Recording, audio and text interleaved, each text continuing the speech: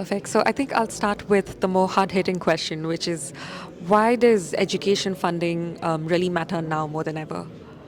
Well, education funding matters now, first of all, because we are facing a kind of a learning crisis with over 270 million children out of school. And the sector hasn't really recovered from the big decline that it had during COVID. The second thing is that we really need to invest in education because the labor market is changing so dramatically, and children really need to learn skills that at the moment the education sector is not offering. Otherwise, they will be out of job and out of economic opportunities for the rest of their life, and this is going to be very destabilizing for societies. Right. So can you tell me on that, can you tell me more about the financing campaign that has just been launched and what you're aiming to achieve through that?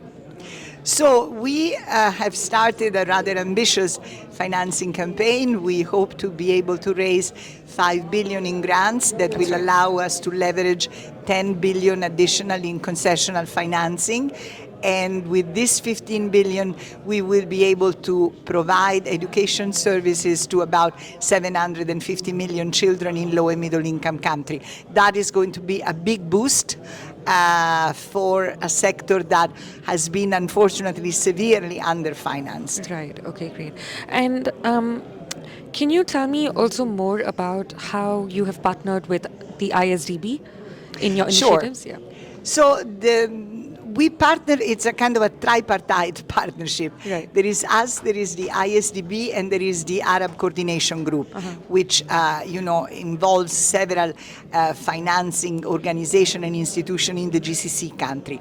So together we work on presenting to these investors a set of projects and programs in a number of countries, and together we agree on which one to finance, and then we move forward on financing. The beauty of this system, which the Islamic Development Bank is sort of facilitating and then they will implement later on, is that we are matching our grants with concessional financing from this financial organization.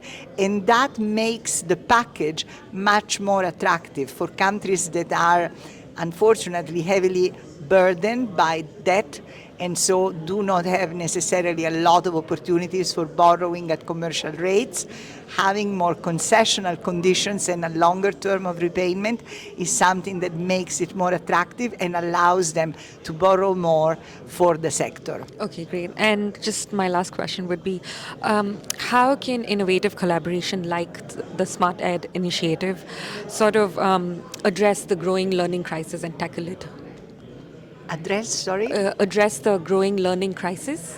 Well, the problem is that there is a very strong connection between policy choices and financing for the sector, because the reality is that governments only support and implement the kind of things that they can afford.